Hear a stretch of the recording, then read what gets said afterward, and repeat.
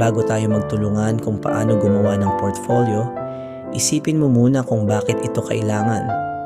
Para kang maghahanap ng trabaho sa creative industry, ang portfolio mo ang magiging unang impression ng mga potential employers o clients.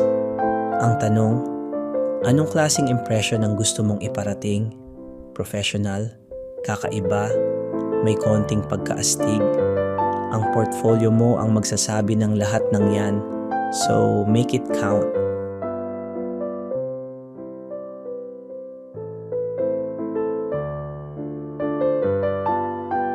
One, pagpili ng platform. Ngayon, alam mo na kung bakit kailangan ng portfolio. Ang susunod na tanong, saan? Kung sa digital world ka magfo-focus, may mga platform na pwede mong pagpilian. Gusto mo ba ng simple at clean na presentation? Behance at Dribbble, mga paborito ng mga designers. Kung gusto mo ng personal touch, maganda ang personal website mo. O kung medyo techie ka, gumawa ka ng website gamit ang Squarespace o Webflow. Dapat ang platform ay madali ring makita ng mga tao at user-friendly para hindi mapagod maghanap ng info tungkol sa'yo. 2. Pagpili ng tamang proyekto. Ngayon, nandyan na tayo sa bahagi ng pagpili ng mga design projects na ilalagay sa portfolio mo. Kailangan mo bang ilagay lahat ng ginawa mong design? Hindi. Quality over quantity tayo. Piliin ang mga projects na may solid na resulta at nagpapakita ng iyong strengths bilang designer. Kung marami kang ng projects na nagawa, piliin ang mga may magandang story at impact. Huwag mong kalimutan, hindi lang output ang mahalaga. Dapat may kwento ang proseso mo. Ipakita kung paano ka nag-evolve at paano ka nag-solve ng mga design problems. 3. Pag-ayos ng layout at structure.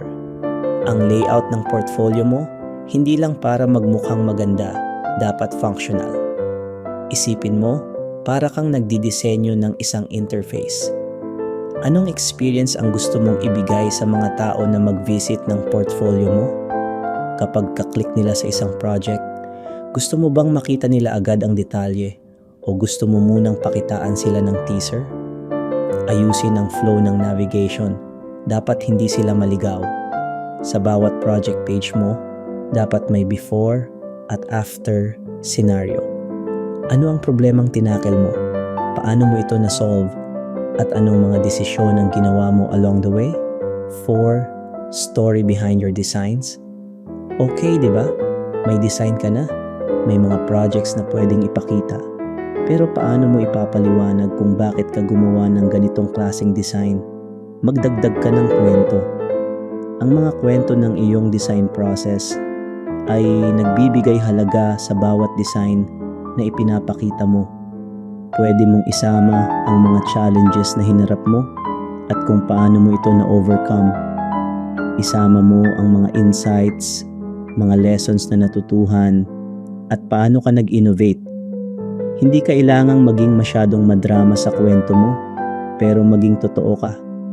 Ang authenticity ay nakaka-attract ng mga tamang audience, clients, at employers. 5. Pagpapakita ng versatility. Ito medyo tricky. Kailangan mong ipakita na kaya mong mag-adapt at mag-explore ng iba't ibang styles at techniques. Kung puro isang klase ng design ang ipinapakita mo, baka magmukhang limited ang iyong skills. Kaya magandang magpakita ng range. Halimbawa, kung ikaw ay UI/UX designer, pwedeng ipakita ang web designs, mobile apps, at branding na ginawa mo. Gamitin mo ang portfolio mo para mag-expand pa ang mga opportunities na darating sa'yo. Hindi ko ibig sabihin na mag-show off ka lang ng skills mo, kundi i-highlight mo ang iyong versatility bilang designer. 6. Personal touch at branding. Hindi pwedeng generic lang. Gusto mong mag-stand out, di ba? Kaya kung may personal branding ka, ipakita mo. Gumamit ka ng mga unique design elements na magpapakilala sa'yo. Ito yung mga maliliit na details. Ang logo mo, colors, typography, yung mga bagay na nagre-reflect sa'yo bilang designer. Isipin mo ang portfolio mo bilang iyong digital business card. Kaya gawin mong memorable, pero hindi naman over the top. 7. Pagpapaganda ng presentation. Wala nang mas nakakabigla pa sa isang maganda at well thought out na presentation.